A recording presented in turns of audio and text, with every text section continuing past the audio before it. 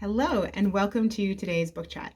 So, today I'm going to do something that I don't do very often. I'm going to talk about one of my own novels. So, I recently published the novel We Rip the World Apart. It's out in Canada and the UK currently. Depending on when you watch this, it may be out in the US or other places as well. And so I didn't talk about it when it first released because I was 2.5 weeks away from giving birth. But now I'm kind of out of the newborn haze and ready to tell you all about it. So, We Ripped the World Apart is a moving and epic multi-timeline family story following the life of a young biracial woman pregnant with a child she isn't sure she wants and struggling to make sense of and find healing from the generational trauma passed down to her through her family's experience of the far-reaching effects of anti-Black violence in the lives of a Jamaican Canadian family. And so, interspersed with learning about this young woman's life, her name is Karila, we hear the story of her mother, a white woman, and her grandmother, a Black Jamaican woman, and all the secrets and lies and withholding that has harmed these women, as well as the ways in which finally admitting the truth can help each of them become the women, the people they most want to be. And so, this story is very dear to my heart, and in many ways it was difficult to write. So I want to put it out there. It is not autofiction. This is not autobiographical in any way, shape, or form.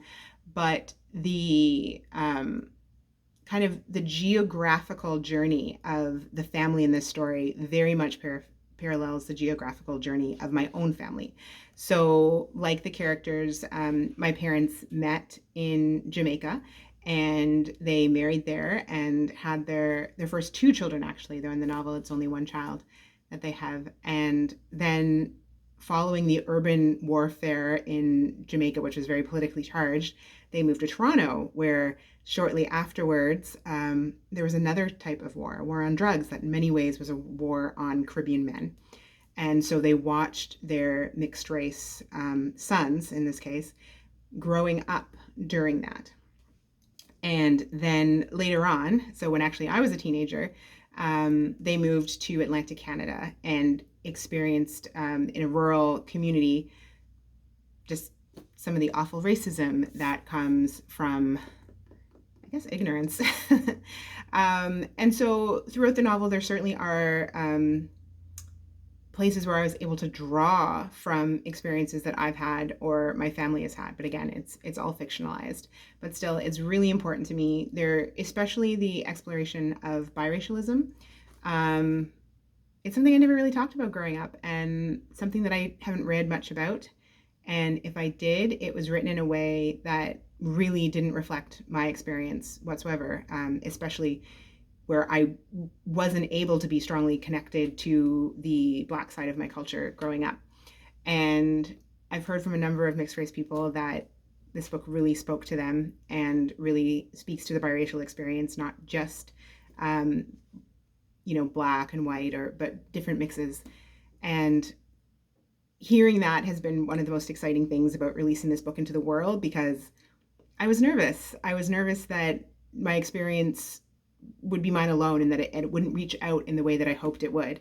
And I feel like I'm rambling now. I think this book can speak to people of many different backgrounds, many different ethnicities.